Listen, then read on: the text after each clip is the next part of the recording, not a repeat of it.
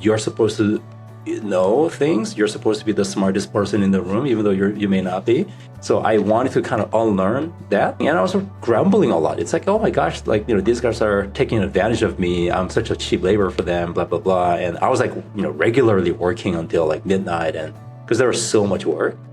But in hindsight, that was the best like real life MBA I could ever have. We are the music makers, and we are the dreamers of dreams. Come along. I'm Kevin Jurovich. Welcome to Founder Uncovered, the show about those brave enough to dream big and bold enough to swim away from the safety of the shore. Here, we dive into the origin moments before the noise, before the spotlight, back when it was just a vision, a hunch, and a founder crazy enough to chase it. For all the dreamers listening, this is where your story begins. What's up, CK? Good to see you. Yeah, great to see you. Great to see you. I got a confession. I was thinking about this. It was like, every time we do these podcasts, I'm always like, what do I think about this founder? Like, that if I know them, and yeah, I was thinking about you, man. Truthfully, I don't know if I've told you this, maybe I have, but you're one of my favorite founders, not because I've like known you the longest or like any of these other things, but it's the way that when I first met you, I didn't know the success that you had. You were so humble, dude, like so humble. And it was the humbleness of like a first-time founder fresh out of college, and then the more that I learned about you, I'm like, man, we need more founders like that. Thanks. Thanks for saying that. It means a lot. It's true.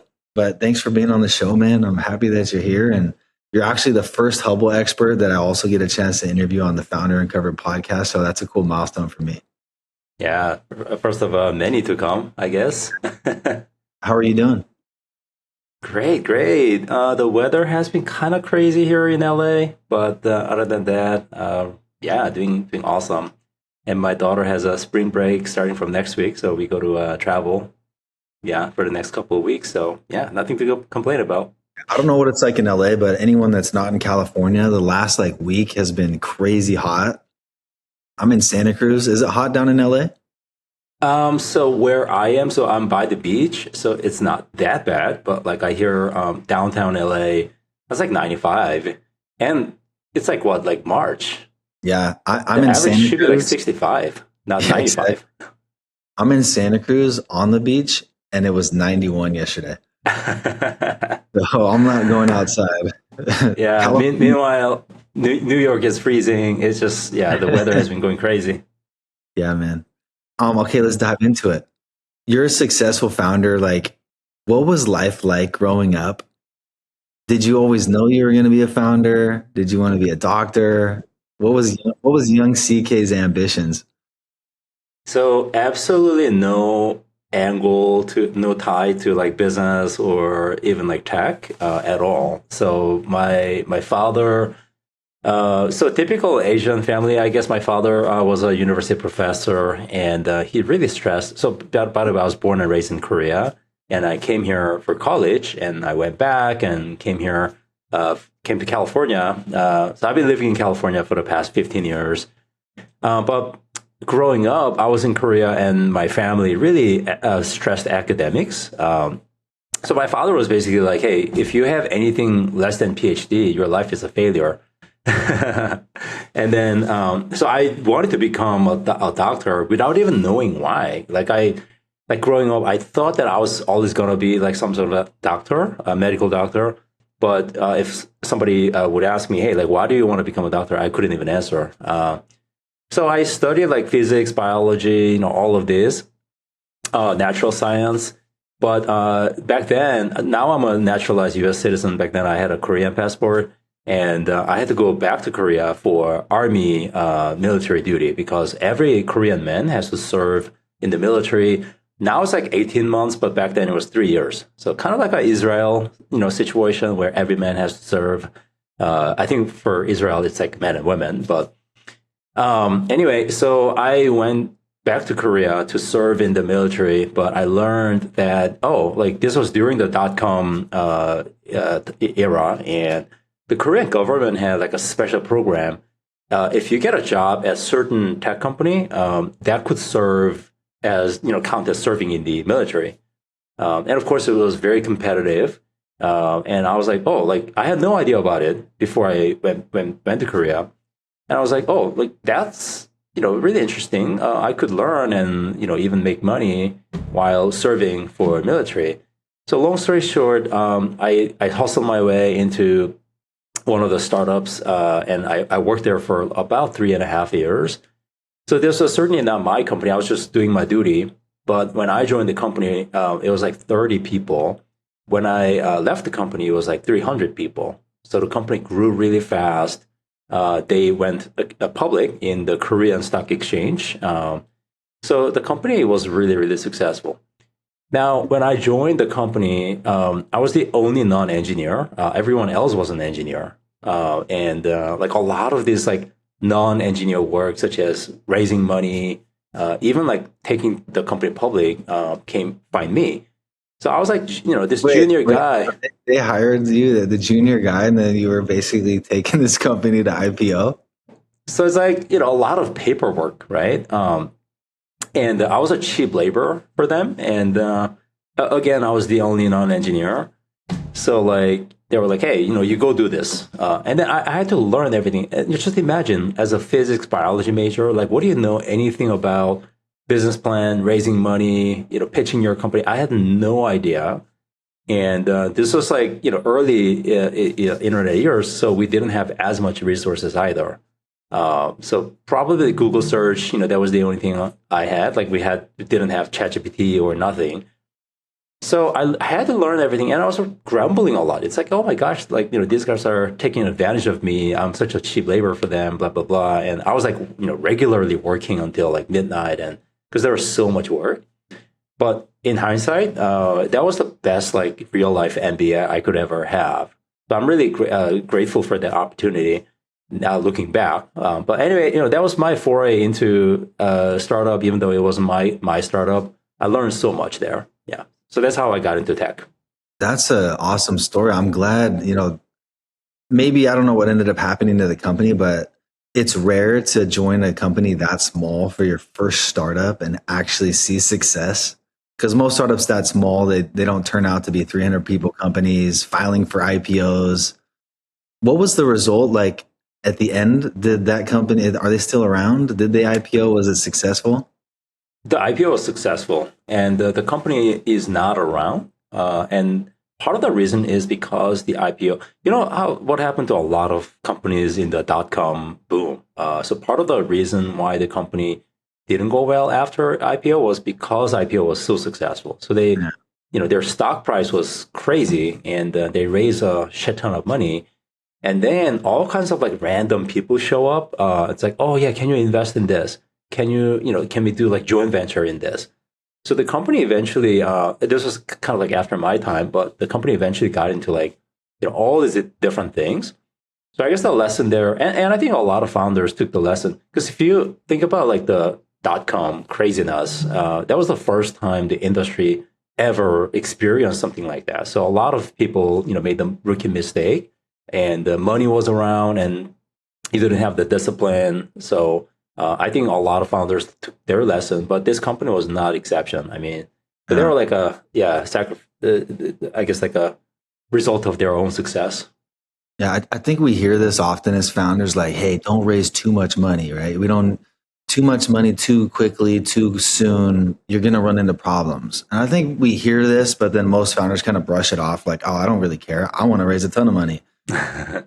One thing that actually the person that introduced us, his name is David Yee, and they led our pre-seed round. And he's given me like so many like pearls of wisdom over the year that I've known him.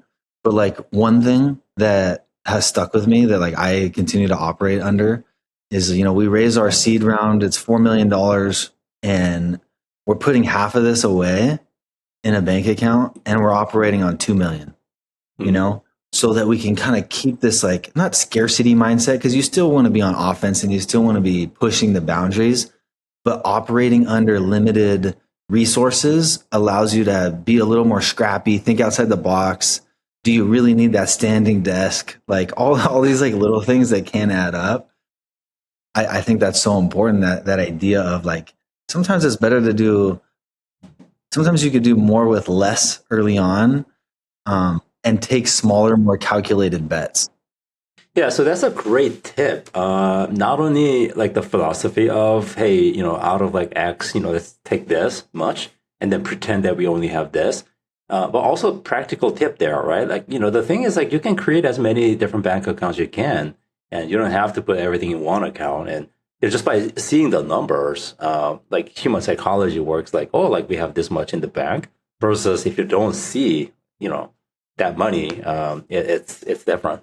Yeah. I know every time I see money in my bank account, I think about, oh, is it time to upgrade my car? Oh, did I get a bigger TV? All these little silly things, but it's true. That's a good point. So after that company, you're cheap labor, you're working hard, you're staying up late. Did you end up quitting, or did eventually you say, yeah, what happened? Yeah, so I did my time there. So military duty done.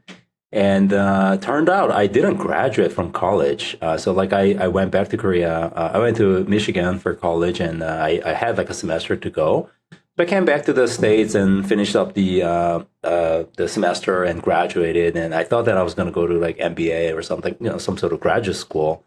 I even applied and got accepted to some schools as well. But Samsung, the big company, came recruiting. They did like a campus recruiting, and I went there, and just like one thing led to another, and got accepted. And I was like debating, oh, should I go to MBA or like should I go join this company? And one is like spending money, the other is making money. So obviously, I chose the path of making money.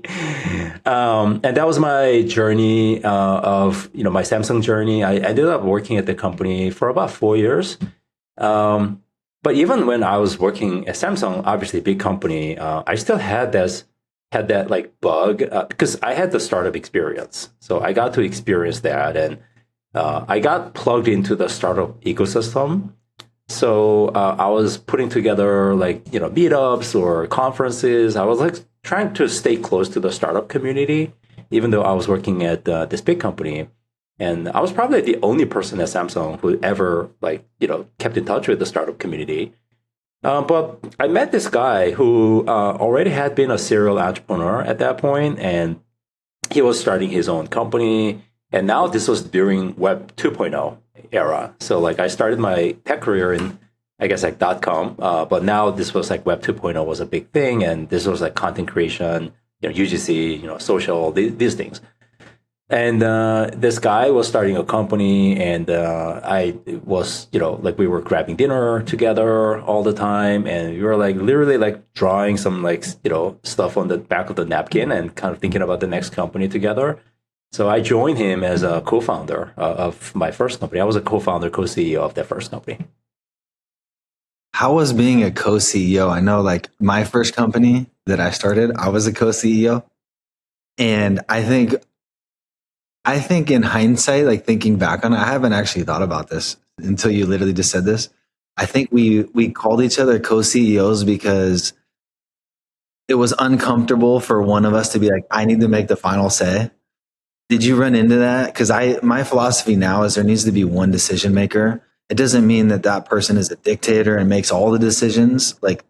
Like any smart leader, you need to lean into your co-founder and your team for some of those decision makings. But did you guys run into issues with like making the final call on something, or if an investor said, well, who do I talk to? Was there any of those issues? Yeah, I mean, for us, we didn't have that issue because it was clear he was the main guy. Like I deferred to him for like corporate decisions, things like that.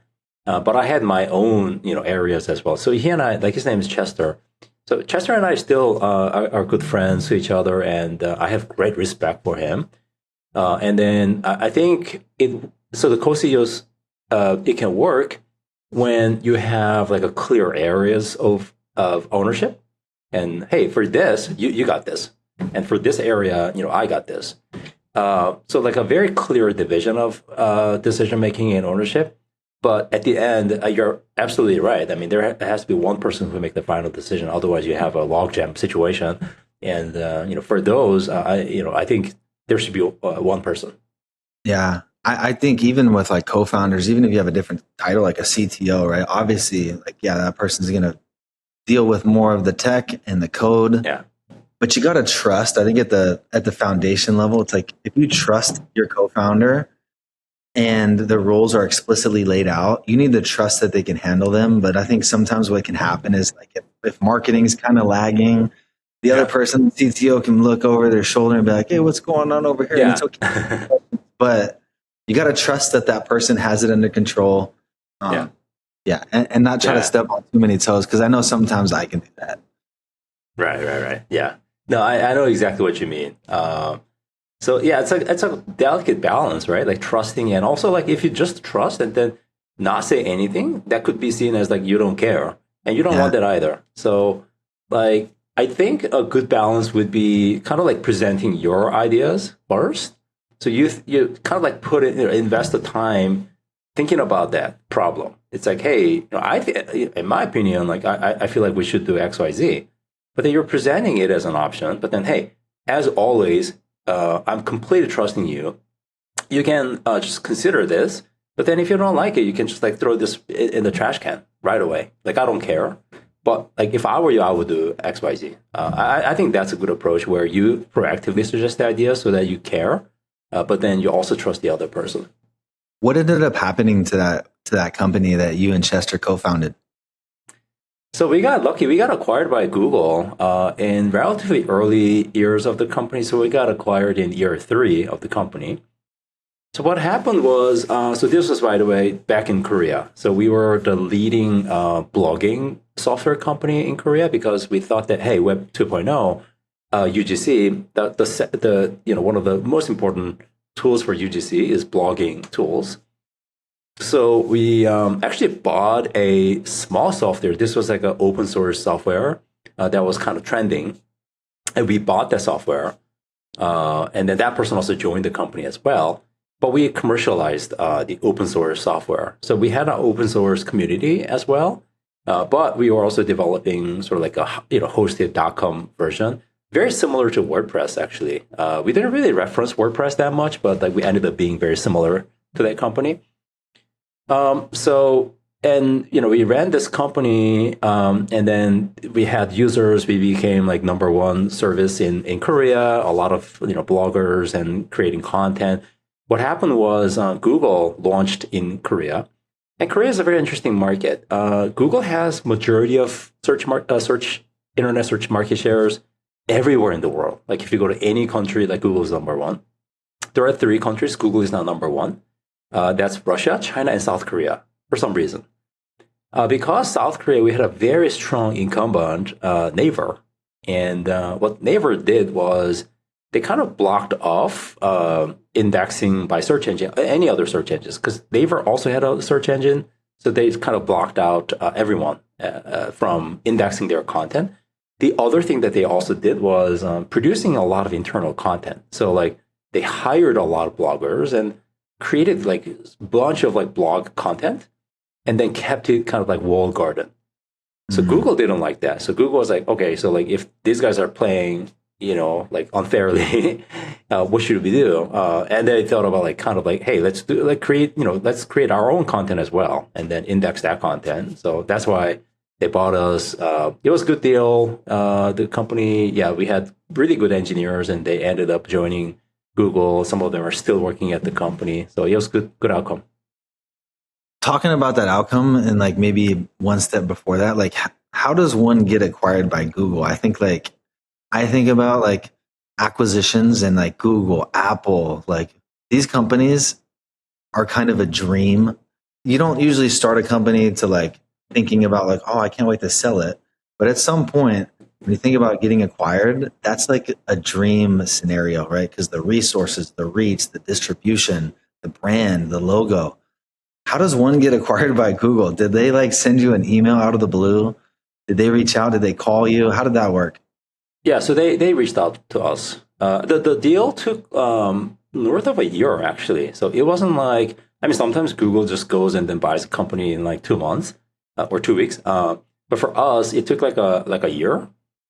So the mechanics of it is, sometimes taking pretty long. And part of the reason, I guess, was this was we were a Korean company, and the Google Korea people had to always kind of communicate with their HQ.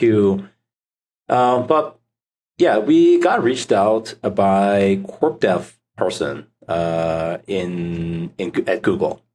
So did you think it was spam, or did you actually think like, oh, this is actually coming from Google?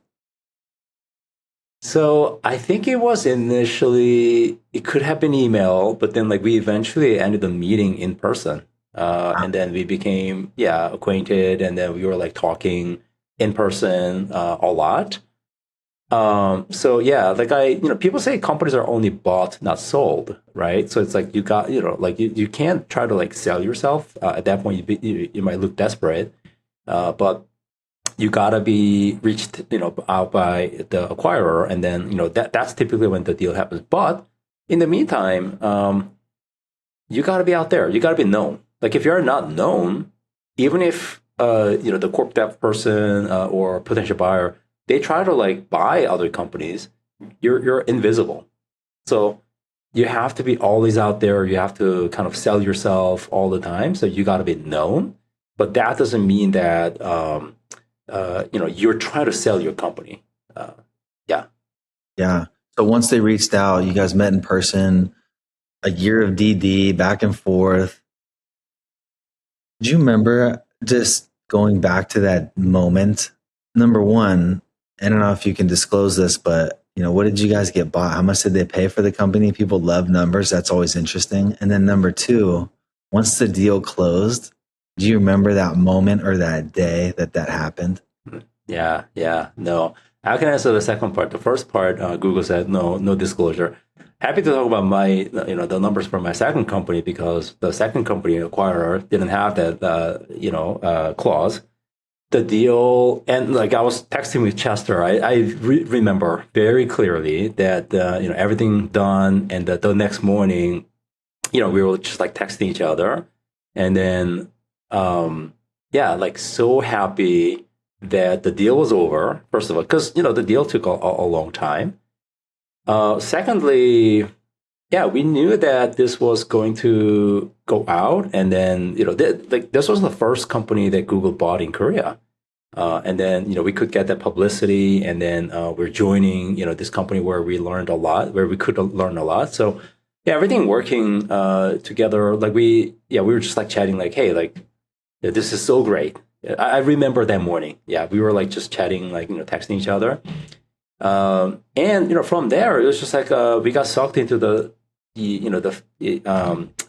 gravity, center of gravity, really quickly, because the deal closed on Friday. I remember, like like literally it was like Friday, and then the next morning, next Monday morning, we started at Google. So physically, in the office, we were like at the Google Seoul office on Monday morning. So it was like very continuous process, which I think was helpful, because if you have like 2 months in between, it's kind of awkward. And then, hey, what do you do? But because it was very much a continuation, I think it was helpful. I think this kind of underscores you also as a person. Like this whole timeline you've kind of gone through, you haven't taken any breaks. It's like you were in college, university, you came back, you finished, you got a job at this .com company. Then you worked at this Samsung for a couple of years. Then you started this company with this guy. Then literally you sell your company on Friday. In 2 days, we get a weekend and we're back to work on Monday. I did read somewhere that you did take a sabbatical. So I know that you do rest. Was this sabbatical, so I know you sold you mentioned you sold a second company. And I think there's a big number floating around the internet with this second company potentially. Was that before the sabbatical? No. So what happened was, like this things happening back to back. That was like a pattern that continued until my second company. So like after Google, I started my second company almost right away. So what happened was I worked at Google for about 4 years as well, and my stocks got vested, and this like, and I came to California, and I was working at the Google headquarters, and I got my green card, and like I was pretty ready to move on. And what happened was, before I left Google, and I was like, obviously working hard at Google during the day, but during the night, I was like kind of like cooking up the ideas for the second company, and I was pretty ready. So, but when I started the second company, I had a pretty good idea of what I wanted to build, because there was like a lead time. Like I think like 7 months. I was kind of cooking up the idea on the side. And then, this second company was a long journey. I mean, it took us like 9 years until we got acquired. So, sometimes I see like founders go like, "Oh, I'm so like tired. I'm burnt out. I'm in my year 3." I'm like, dude, like year 3, like you're just starting. Like, what are you talking about? But year 9 got acquired, stayed with the company for a couple more years. So I ended up working at the company for like 10 plus years. And then finally left. And then that's when I realized like, oh, dude, like, man, this is like, I never took, I never took like more than 2 weeks until then. Like the most time I took off was my honeymoon. So I was like, I'm going to take at least a year off. And I ended up taking a year and a half off. Yeah. That's incredible. You mentioned you got acquired. How much did you guys get acquired for? We got acquired for $510 million. Yeah, I knew that number, but you were underselling it again. See, this is your humility. So you get acquired for $510 million. Yeah. What was that moment like? When that money either hit the bank account or when that deal was completely closed? What was that moment like? Yeah. So a couple things there. One is, obviously it was great, right? It was not only great for us, the team, everyone involved. We had, after the deal, so we had about like 70 people at the company. About 15% of them became millionaires. Wow. So like we produced like eight or 9 millionaires. And that was really happy. I was really happy about that. And it was good financial outcome for myself. It was good financial outcome for all the investors. Like investors, the last round that we had raised, we were really capital lean. So the last financing that we did before starting the company was Series B, and we raised something like $7.5 million. So that was the last institutional round. They had a 30x return. Wow. So Series A, seed, like they had like probably like a 50x, 100x return. I didn't calculate, but I do know like a Series B was 30x. If the Series B was 30x, the Series A and the seed were extremely happy for sure. Yes. And this was a different time. So Series B, these days it would be like $100 million round, but back then it was like 7.5. So I think it was like closer to like Series A, back then. What's cool? I'm picking this up in your body language as you're talking about this. And maybe some founders may not know this, and maybe they do. When investors take a bet on you and they back you, there's something inside of you. It's the same thing with early employees.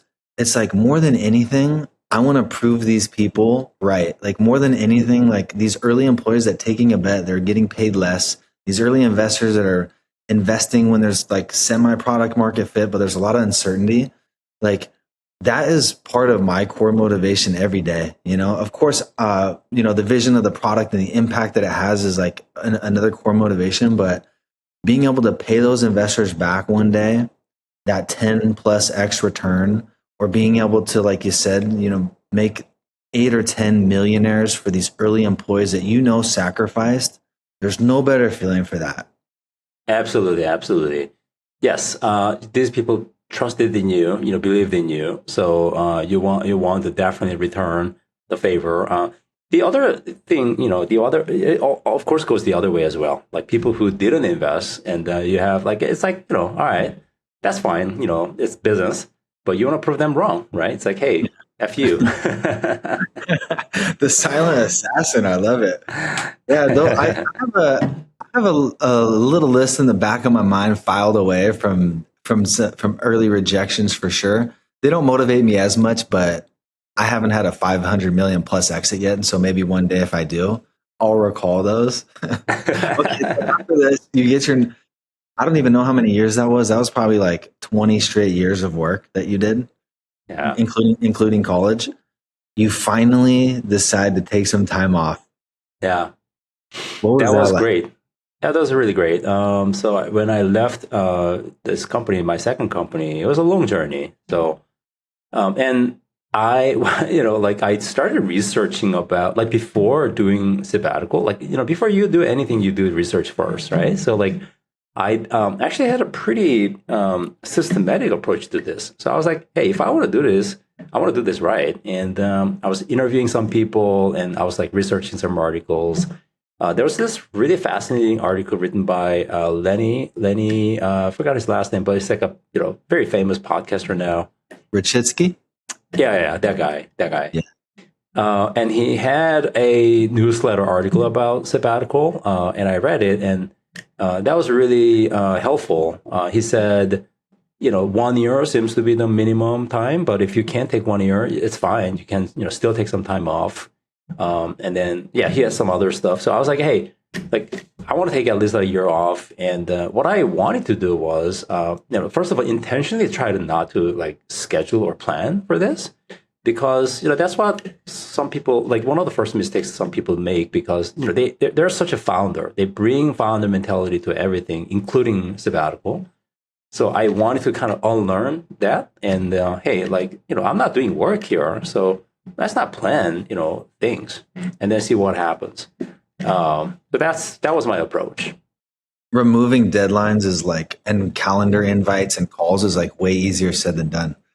So as you remove them, at what point in your sabbatical were you like, I got to get back to work? And then maybe also like during the sabbatical, what did you learn about yourself? Like, was there any revelation or realization or clarity into what CK was about to do next? Yeah, first of all, sabbatical was really, really helpful. And I think sometimes you realize how good something is when other people tell you. So my wife, for example, she's always telling me she could see the change before and after sabbatical. Like she's telling me, hey, you're a completely different person. And if as you are the person going through, you may not realize, but obviously my wife is the closest to me. And if she says I'm a different person, I think that's really credible.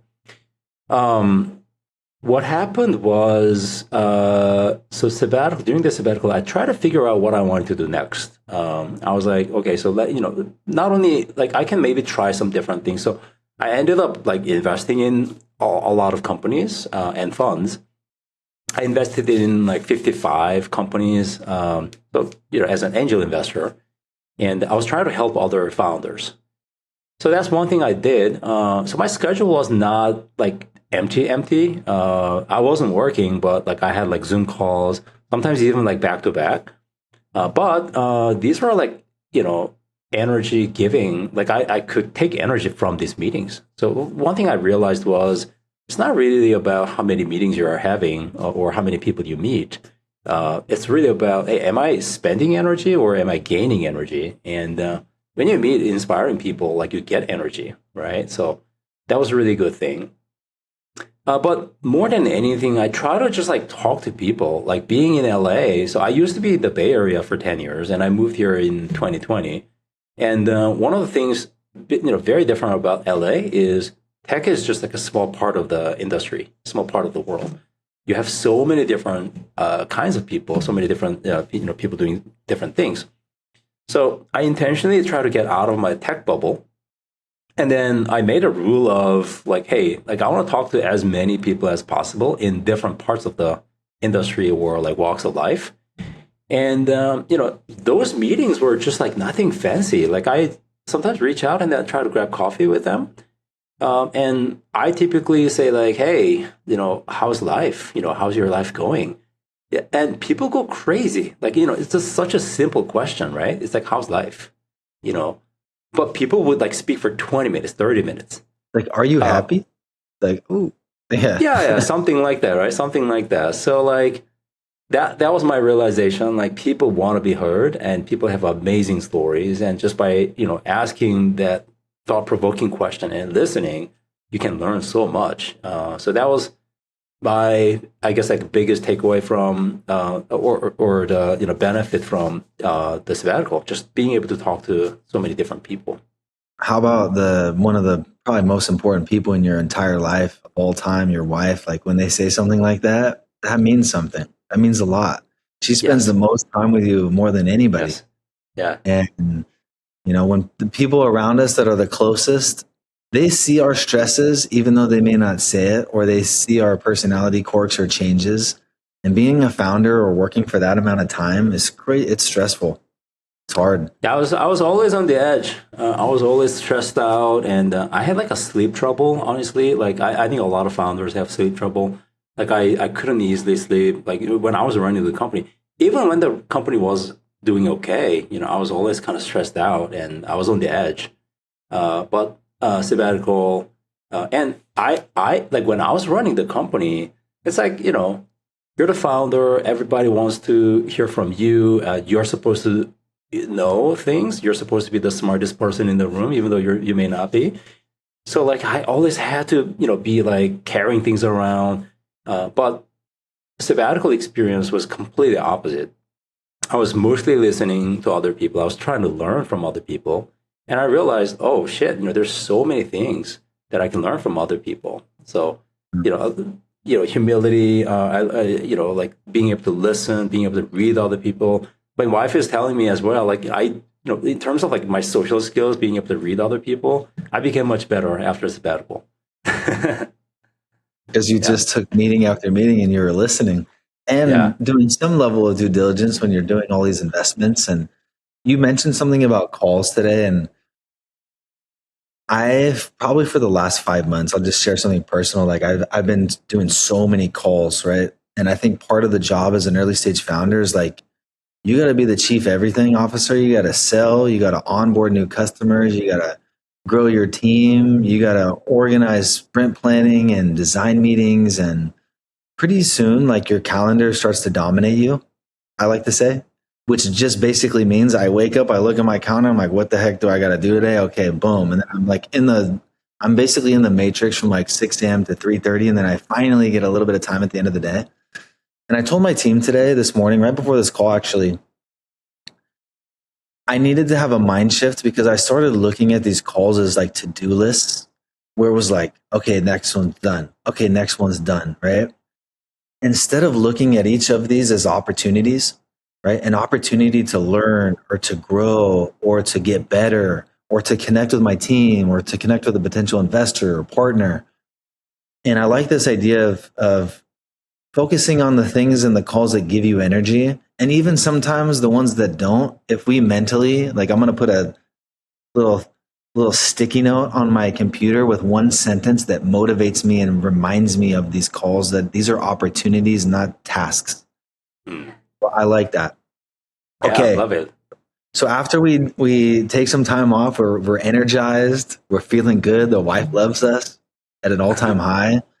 Does that lead us into the current company and the idea for this? Pretty much. So one thing was I didn't want to put a deadline. I think you mentioned that earlier, but I wanted to kind of wait until inspiration hits me. And the analogy that I sometimes use is it's like getting married. Like no one goes like, oh, like I want to get married by March of next year. I mean, that's like, kind of wrong. And what you do is you first kind of wait until the right person shows up, and maybe marriage could be an option, right? So I wanted to kind of, in terms of like finding my next steps, I wanted to kind of not put a deadline to this and kind of wait until the inspiration hits me. So that's the approach that I took, which I also recommend to other people as well. So the inspiration for me was, and this was really interesting. So like somebody told me, okay, so I was chatting with that person, and I was like, oh, like I'm trying to figure out, what I want to do next in my life, and he was like, yeah, like do this exercise just like once. Can you just like really, really try to visualize this? And what he said was, just try to visualize. It's a little morbid, but just imagine you walk into a doctor office and then the doctor says, God forbid, but like, hey, you have like 3 years to live. And if that moment hits, what do you want to do? And if you have certain ideas, that you should do that right now. You don't have to wait until the end. So I was like, that's really interesting. So I try to kind of like imagine that as much as possible. And I had like a million ideas. Like one of the random ideas that I had was, this is nothing to do with my current business, but one of the random idea I had was, so if I had like 3 years to live, I wanted to meet everyone that I have met, in my life, kind of interacted with. And then like, I try to, meet them, shake hands, and hey, like this is one thing I learned from you. This is one thing I like about you. And then like, just keep going. Right. And then move on to the next person. But one of the ideas was, I wanted to share more about my learnings. And hey, before I go, like if I have like knowledge up here and then go, what a waste. So I wanted to write more. So that, that's easy part. Like, writing is easy. And I, started writing more. I know, Kevin, you're awesome writer, especially on LinkedIn and stuff. And I try to do that as well. So I started writing more on LinkedIn, and people said, that's really great. Thanks for sharing this. So I wanted to do a business around it. So like, hey, not only, because, that was my background as well, because I built a blogging tool before. Second company I did was a mobile sort of a publishing storytelling platform. So that was another kind of content creation platform. So I love building platforms for other people to express themselves and share their thoughts. So I wanted to kind of do that, but this time using AI, because AI came out, and I was really amazed by the capability of AI. So it's like, hey, let's combine the power of AI and allowing other people to express themselves and kind of share their insights. So that was the beginning of this company. And for those that don't know, so CK is the co-founder, CEO of Saywise. How would you describe like what Saywise is? And then also like in the same sense, like what are you guys excited? I know you guys launched. What are you excited about for the rest of 2026 and the vision of the company? Good question. So what Saywise is it's using AI to extract the human knowledge and wisdom better. So it essentially what it does is we're creating AI personas that becomes like a conversation partner with humans. So we know AI has great capability to create content, and now there's so much like AI created content, and it's going to flood the internet. What we want to do is to kind of like take it upside down, and then hey, what if like humans continue creating their authentic content, but AI is helping them? So AI being a conversation partner, sometimes it can ask you really thoughtful questions, but then mostly it's listening, and it's the humans who speak their mind and kind of share, their knowledge, wisdom, insights through just talking, to AI. So that's essentially what we wanted to build. So yeah, it's like on Saywise, we suggest topics, write talking points to you, and then once you're ready, the AI has conversation with you. It can happen over browser, it can happen over video voice. Or we also like call you if you want, and you can also call, so phone call, Saywise directly as well. So just like, have casual conversation with AI, and then AI is going to do a really good job kind of putting that into, written posts. It can also create videos based on your voice. So that's what we do. In terms of 2026, the big thing that we want to focus on is kind of building the use case for teams. So as we talked to a lot of users, one of the common things that people said was, like this can be used for me as a founder, but also my team can use this as well. So it turns out, every company has every company pretty much has their own social accounts, like at, something. And sometimes it's collaboration effort. Hey, let's make sure our company account doesn't look like it's a ghost town. So let's continue like publishing regularly. But then, no one, like sometimes people don't really have direct ownership. So sometimes it's like, hey, like the company account is, has not published anything for the past 3 months. So we're trying to figure out the use case for companies to use Saywise to involve their team members and create better content that can represent the company. One of the things that we're, as part of that, one of the things that we're doing is also integrating with a bunch of different sources within the company. So turns out like within the company, there's so many things happening already. We have meetings, we have, like brainstormings, we have, this and that. So we're integrating with meeting notes. We're integrating with, different people's, I guess, like profiles, even Notion, things like that, Slack. And we extract the, really interesting topics that can be turned into content. And then we surface that to the people on the team. Hey, would you like to turn this into content and kind of use this as an opportunity to create content for your company? So that's something that we're doing. Yes, I definitely want to try this for Hubble. yeah. After this call, I'm going to put you on an email thread with Taylor. Taylor, shout out Taylor if you're listening. She does all of our writing on our company page, but we're always looking for like just better, sharper, punchier, overall more impactful content that more people can see. Because at the end of the day, like platforms like LinkedIn are massive distribution channels and company pages. And I think in the past, a lot of companies, it's the voice is so stale of the company. Like the best companies, if we follow them on social media now, it's like they're funny, they're witty, there's humor, like. And so, yeah, I'm seeing that sort of shift, and it's something that we talk about all the time. Like, how can we have a louder voice, a more impactful voice, a bigger voice? So I'm definitely going to do that for sure. Definitely love to pilot. And just really quickly, so you mentioned the LinkedIn and other places being the best, I guess, like a medium for companies.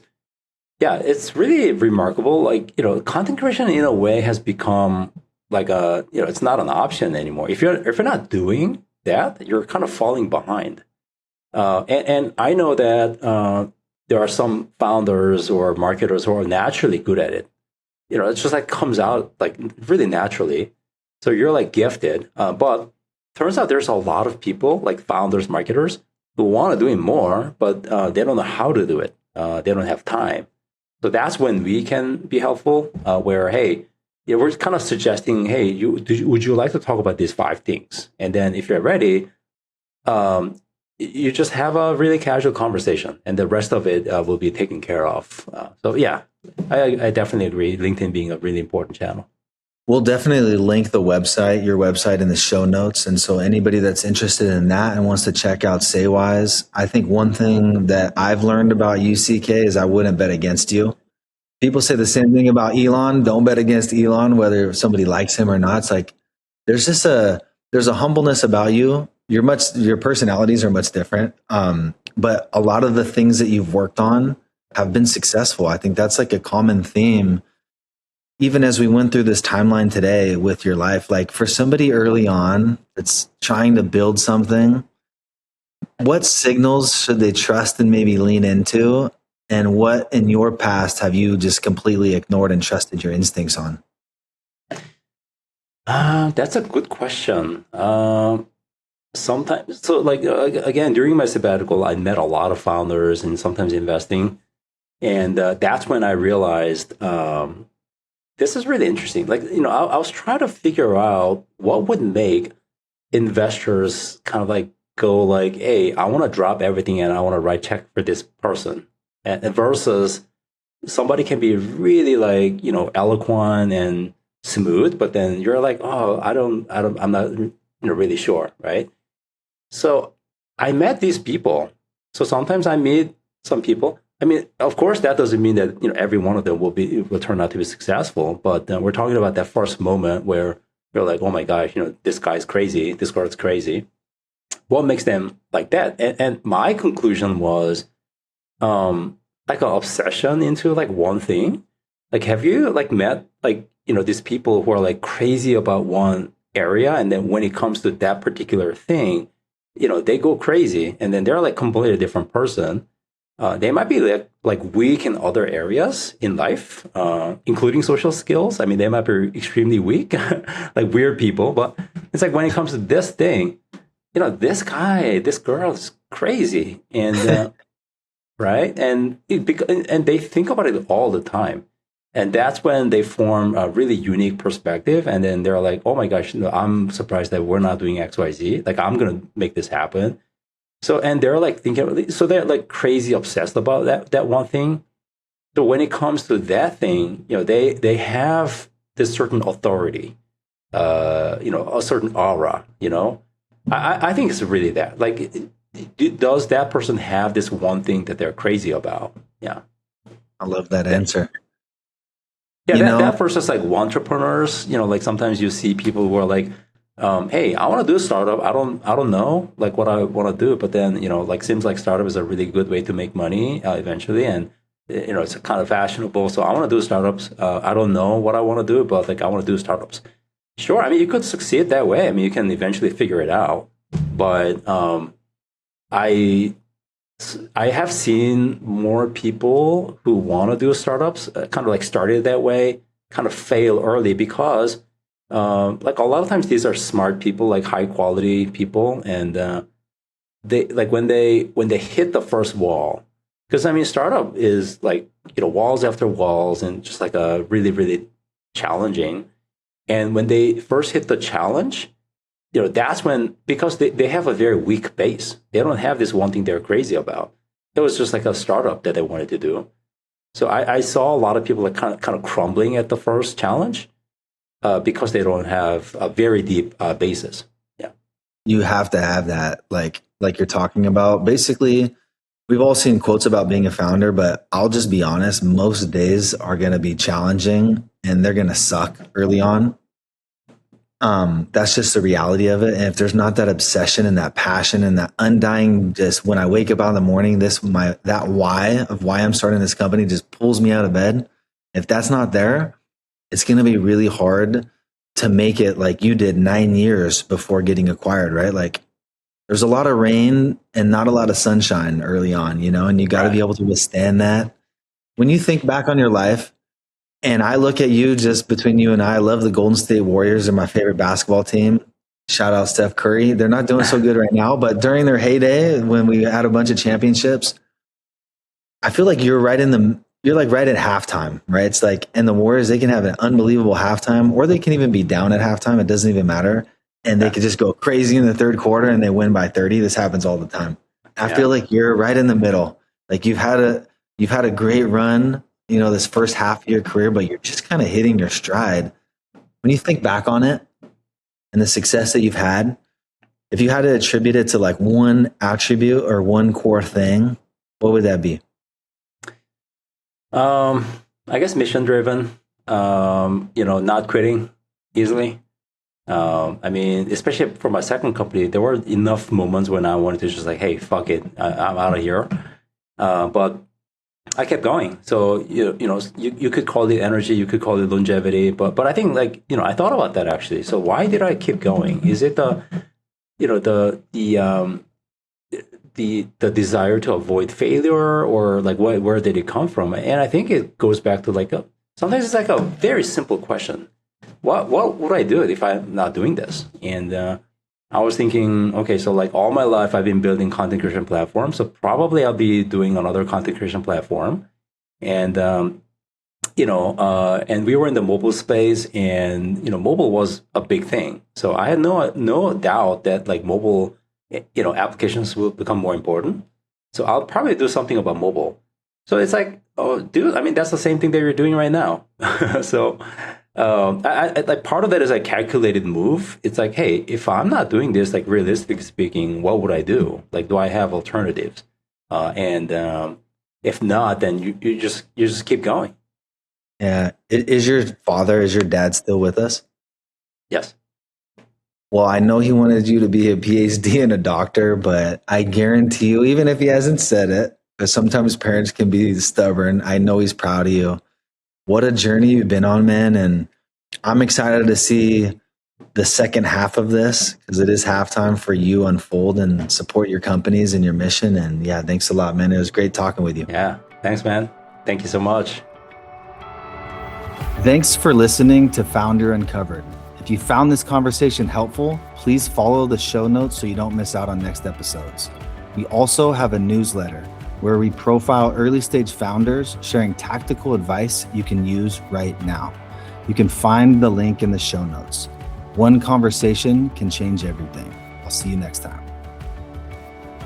Perkins Coie is a leading international law firm known for providing high-value strategic solutions. The emerging companies and venture capital team counsels startups and the investors who back them, supporting clients from formation to exit. In the past 3 years, clients have raised more than $23 billion, with a B, in private markets between pre-seed and growth stages. Perkins Coie combines tailored counsel with sector experience. So when it's time to accelerate, whether for the next financing round, a strategic deal, or even going public, your team is ready. To learn more, visit perkinscoie.com.